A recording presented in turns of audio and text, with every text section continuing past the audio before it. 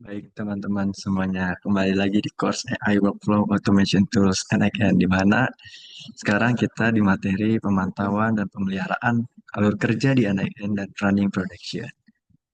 Baik, jadi monitoring workflow, di mana pentingnya observabilitas dan log analis, di mana observabilitas atau log analis yaitu wajib untuk melihat performa eksekusi, error, durasi, dan mendeteksi bottleneck atau masalah tersembunyi. Terus NXN gunakan execution list, daftar eksekusi dan endpoint, di mana kesehatan NXN seperti healthy dan etiknya. Lalu manfaatnya di sini yaitu deteksi dini error, analisis performa atau not lambat, dan pelaporan tren, dan juga pengukuran ROI otomatisasi. Di mana risiko tanpa monitoring itu apa tuh? Nah, itu downtime, data tidak konsisten, workflow berhenti tanpa diketahui, kembali ke workload manual. Lalu ada optimasi dan modularisasi flow. Jadi identifikasi bottleneck dan optimasi performa, di mana identifikasi bottleneck ini yaitu cari node yang lambat, misal query-nya database berat, API lambat, lalu terkena rate limit. Lalu ada optimasi performa. Nah, ini yaitu monitor waktu tiap node, di mana gunakan asinkronus atau batch processing jika memungkinkan. Lalu ada modularisasi, di mana pisahkan workflow besar atau kompleks menjadi sub-workflow yang lebih kecil agar mudah dikelola, diuji, dan dipahami. Lalu ada struktur, di mana hindari branching dan nested loop yang terlalu kompleks dan memicu runtime panjang. Nah, ada backup dan versi workflow. Konsep version control dalam konteks NX, di mana version control atau kontroversi melacak perubahan siapa, kapan, dan apa, dan memungkinkan rollback ke versi stabil. Lalu ada implementasi, di mana komunitas sering sinkronisasi workflow dan kredensial ke Git atau GitHub sebagai solusi kontrol versi. Lalu ada backup rutin, di mana penting untuk menyimpan salinan workflow, lalu kredensial dan konfigurasi lingkungan. Lalu untuk restore cepat pada saat kerusakan atau migrasi. Nah, keamanan dan hak akses, di mana prinsip pengelolaan kredensial dan autentikasi aman, yaitu observabilitas simpan API key atau token di credential store, kan di node, lalu gunakan HTTPS atau TLS untuk semua koneksi. Batasi skop API key sesuai kebutuhan, lakukan audit dan rotasi berkala terhadap token atau kredensial. Terapkan autentikasi penggunaan kuat, misal VPN, IP, waitlist, SSO, atau untuk self-host. Lalu konsep user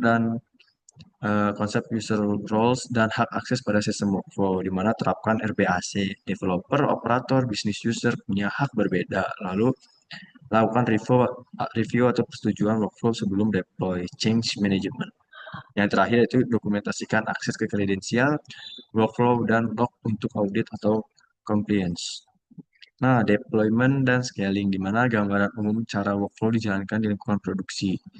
Di lingkungan produksi, misalnya workflow berjalan aktif secara otomatis, misalnya menggunakan scheduler atau webhook.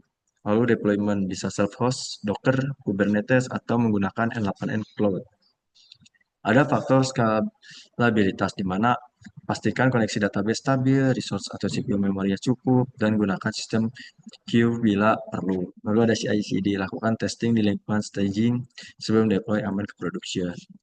Nah, evaluasi akhir refleksi konseptual, misalnya analisis teoritis dari workflow lengkap dan integrasi AI dan monitoring, di mana kunci evaluasinya itu keandalan, tetap berjalan saat beban tinggi, error ditangani, lalu ada performa, di mana durasi eksekusi dalam batas wajar, keamanannya yaitu kredensial dan data sensitif, aman, lalu stabilitasnya mampu diupgrade atau diperbesar tanpa redesign besar, dan yang terakhir itu governance, di mana perubahan terdokumentasi dan teraudit. Nah, sekarang kita ke prakteknya, di mana praktek untuk pengingat tugas di Gmail. Ini anggap sudah diproduksi. Nah, sekarang kita lihat ada schedule trigger. Misal schedule trigger ini kita akses setiap hari ini, setiap malam. Lalu ada execute SQL, di mana ini akan mengambil SQL pada akun SQL Server. Nah, di sini kita mengambil dari menggunakan query yang sudah kita tentukan. Lalu ada percabangan, di mana percabangan ini tuh jika true akan mengirim email, jika false tidak mengirim kemana-mana. Dan ini untuk send emailnya sesuai dengan di database yang ada nih. Jadi ngambil email yang ada di database. Oke, kita sekarang jalankan. Nah, sekarang udah jalan. Mana di database ini berisikan data yang belum dikerjakan. Jadi misalnya sudah dikirim ke dalam email yang sebelumnya nih. Sebentar, saya lihat. Nah, ini ada kotak masuk. Kita refresh dulu. Nah, ini ada reminder pekerjaan pending. Misalnya, halo, pekerjaan berikut masih pending lebih dari 24 jam nih pekerjaannya. Dengan ID apa, terakhir update-nya kapan, jam berapa, mohon segera ditindaklanjuti. Jadi, untuk production ini, teman-teman semua bisa eh, mensimulasikan di mana otomatisasi untuk mengingat pekerjaan melalui email. Jadi, itu adalah praktek untuk di production-nya, teman-teman semua. Oke, jadi itulah